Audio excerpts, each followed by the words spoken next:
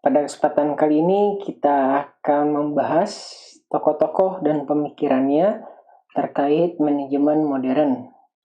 Dan pada episode kali ini kita akan membahas mengenai Frederick W. Taylor.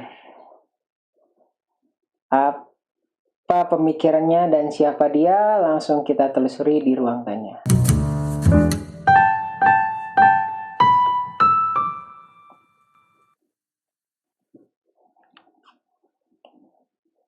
Assalamualaikum warahmatullahi wabarakatuh. Jadi kita langsung saja bahas sedikit latar belakang dari Taylor.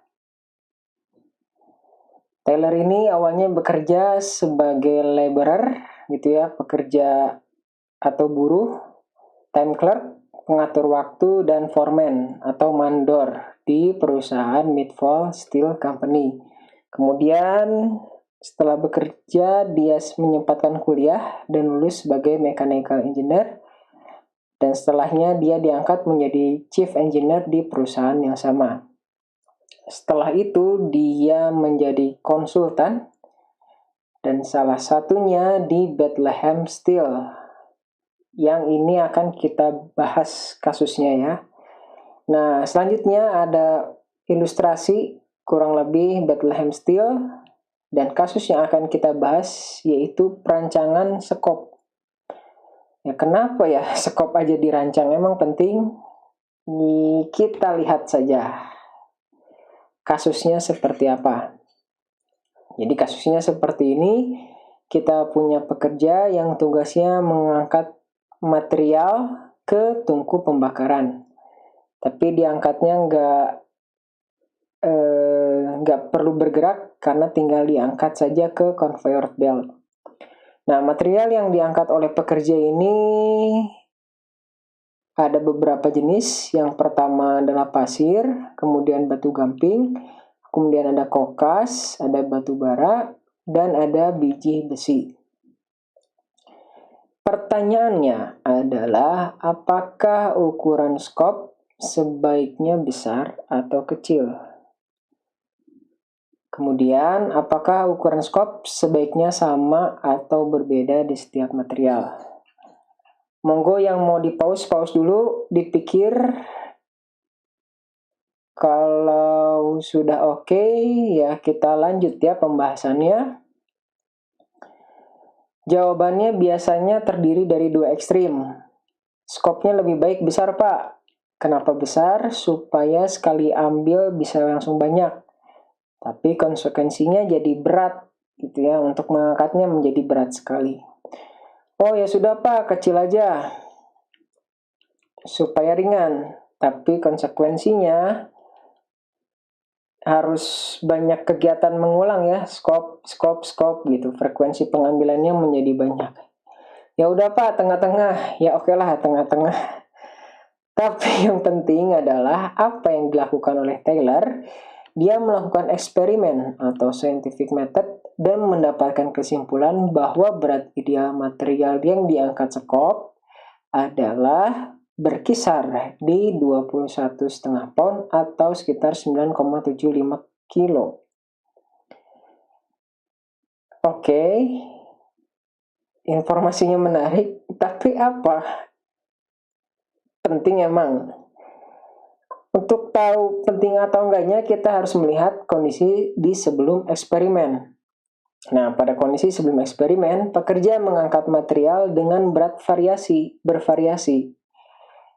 Ada yang sekitar 3,5 minimum, maksimumnya 38 pounds. Atau kalau di-convert ke kilo, itu 1,5 kilo sampai 17 kilo.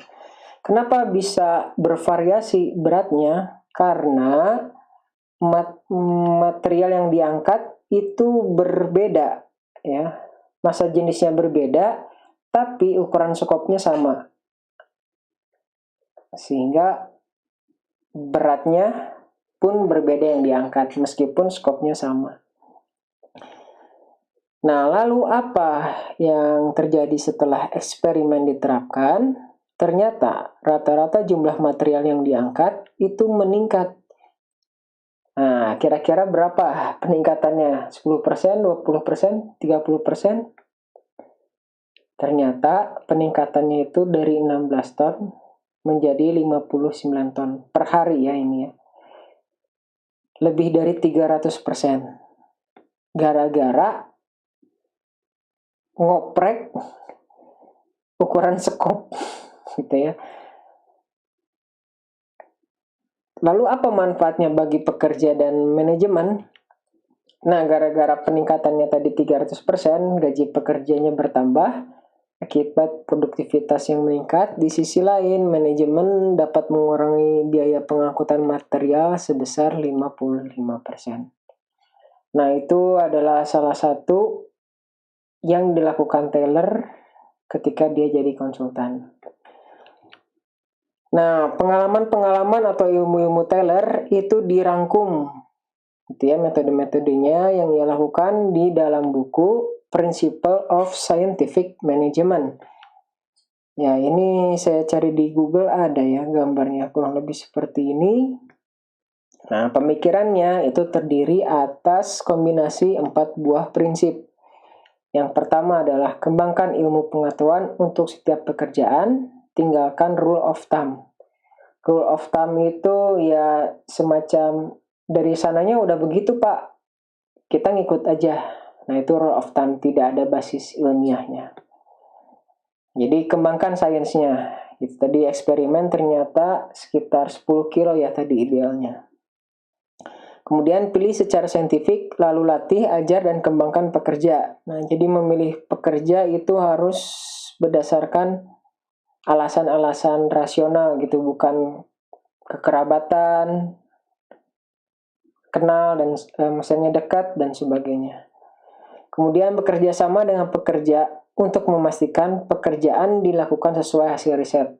Jadi, ya hasil risetnya jangan hanya di buku saja, tapi sampai digunakan di perusahaan. Kemudian pembagian tugas dan tanggung jawab yang merata antara pekerja dan manajemen terkait pekerjaan yang dilakukan. Jadi dulunya yang tanggung jawab terhadap pekerjaan itu hanya pekerja saja. Nah sekarang dibagi tugas, dibagi secara merata tanggung jawabnya antara pekerja dan manajemen. Jadi manajemennya juga ikut mikirin bagaimana cara bekerjanya dengan baik. Ya, itu kurang lebih pengalaman atau kasus yang terkenal dari Taylor, dan itu dikumpulkan dalam buku tadi ya, Scientific Management. Manajemen berbasis science, scientific method, hipotesis, eksperimen, lalu analisis hipotesisnya, kurang lebih seperti itu. Lalu apa yang bisa kita bungkus kali ini? Frederick Taylor menggunakan pendekatan sains untuk mengatur pekerjaan pada pengangkutan material ke tungku dengan skop. Itu adalah salah satu aplikasi scientific management yang terdiri dari 4 buah prinsip. Sekian saja, terima kasih. Wassalamualaikum warahmatullahi wabarakatuh.